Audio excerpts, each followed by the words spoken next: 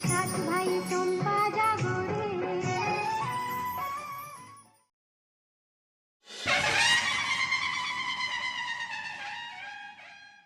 মহারাজ আর আজ আমার সাথে এটা ঠিক করেনি, মনে হচ্ছে গলা টিপে মেরে ফেলি।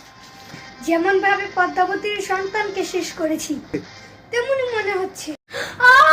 হঠাৎ শরীরটা এমন লাগছে কেন? কে আছিস? বাঁচাও।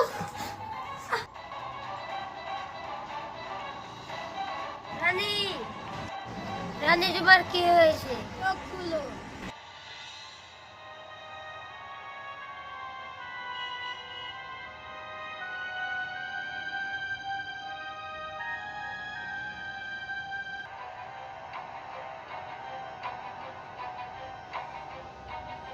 প্রণাম মহারাজ। বলো সেনাপতি, কি খবর? মহারাজ, অনেক রাজবৈদ্য ডেকেছি, কিন্তু ওনারা কোনো কাজ করতে পারেনি।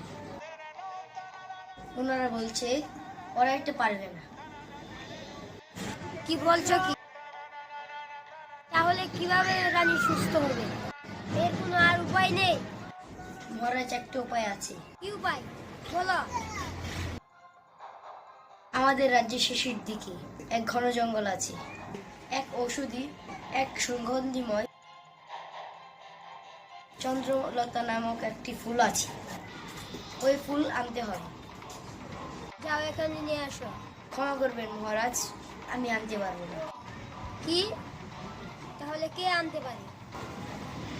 ওটা পুরুষেরা আনতে পারে, শুধু মেয়েরাই আনতে পারে। ঠিক আছে, এখনই রাজ্যে বেড়া বিটিয়ে দাও।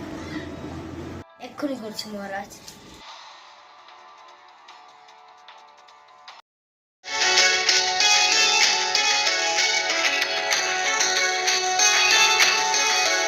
আমি তো সূর্যনগর এসে পড়েছি।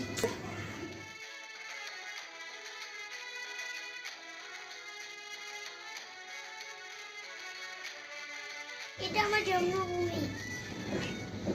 আমি এসে গেছি মা, তোমার আর কষ্ট থাকবে না। এবার আমি ওই শয়তান রানীকে দেখে নিব। ওই তো গ্রামের মানুষেরা। এই যে একটু এখানে আসবে। কি হয়েছে গো, এভাবে ভয় পাচ্ছেন?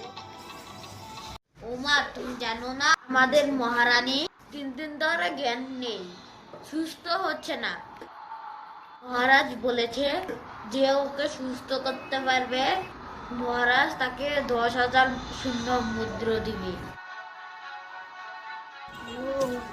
এই ব্যাপার, এটা সূর্যনগরে প্রবেশ করা আসল এই উপায় হাতছাড়া করা যাবে না। বলছি কি, আমি সূর্যনগরে যাব। আমি রানীর পানি যেতে পারবো। কি তুমি যাবে?